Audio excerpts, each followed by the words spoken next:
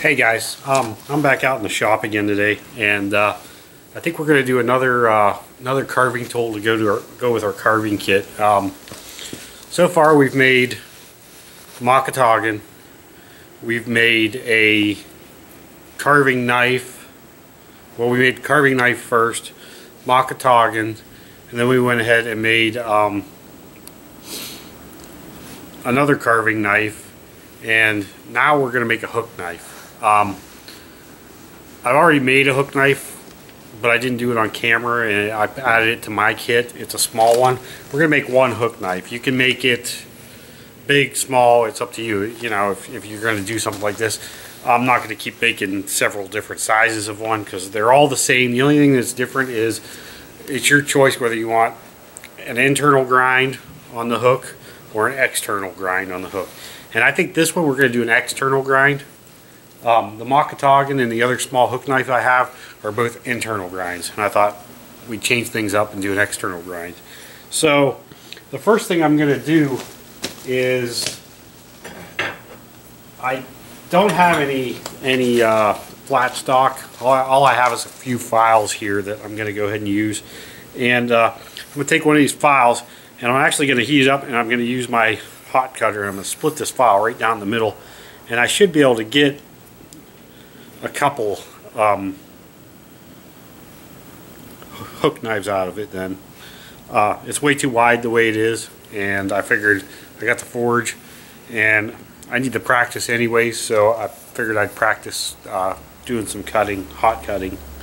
So anyways, that's where we're at. I'm going to go ahead and heat this up, and I'm going to get it cut in half.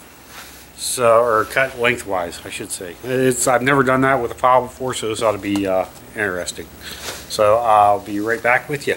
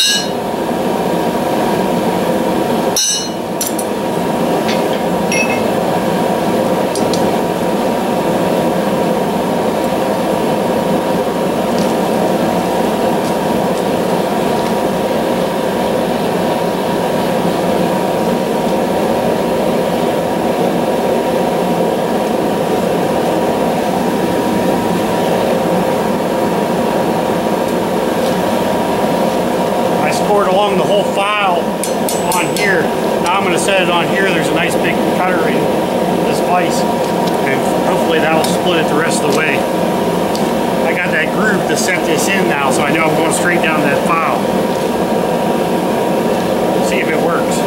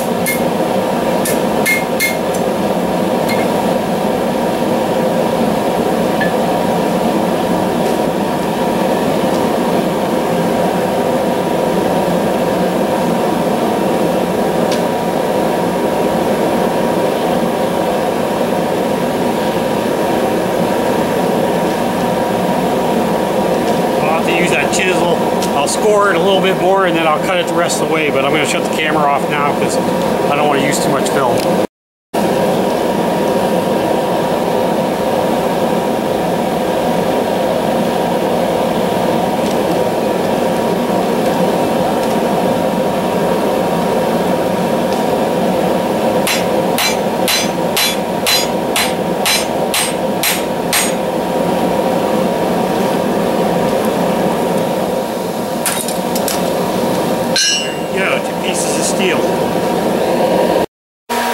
Okay, now that we have these two pieces of steel, we're going to go ahead and straighten them up, kind of square them up, and kind of make them look like just a piece of dimensional flat stock.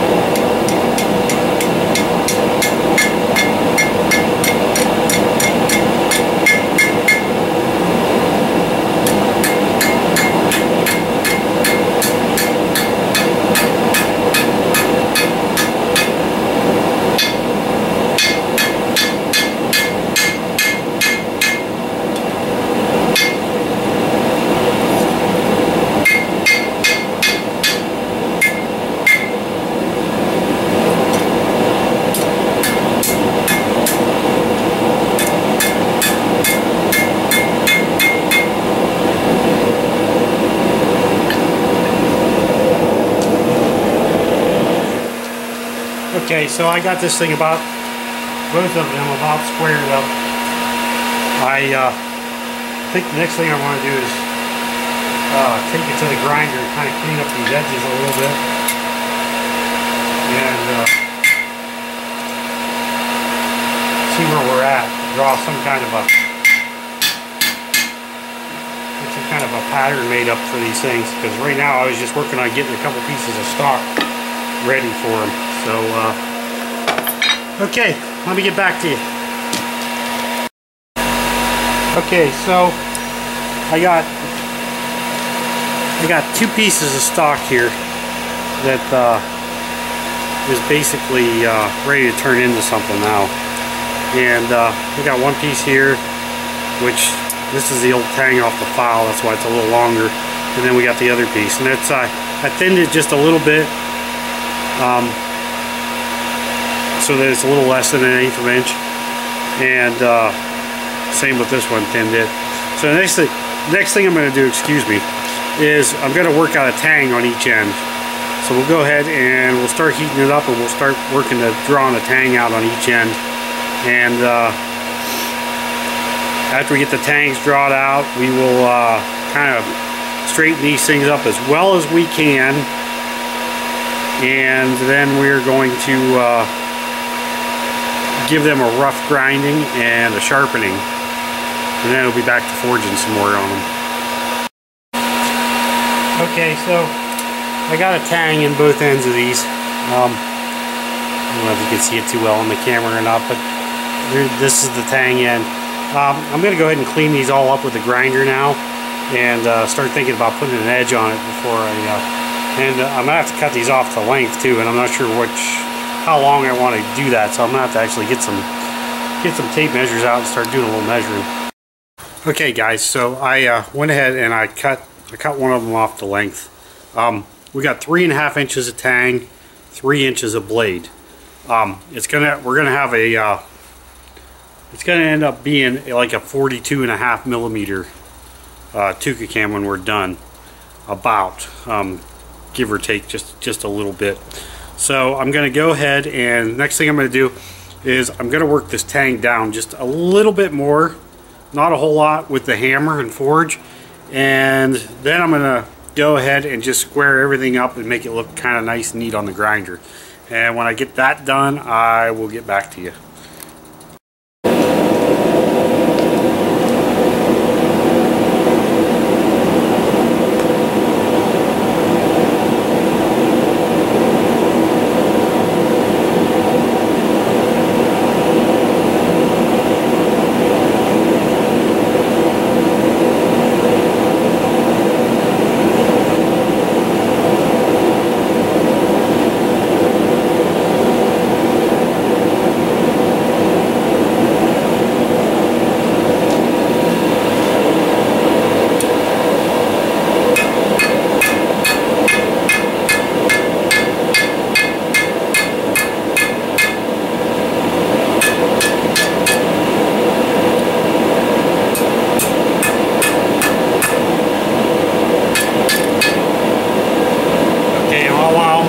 I'm going to go ahead and make sure this is nice and straight.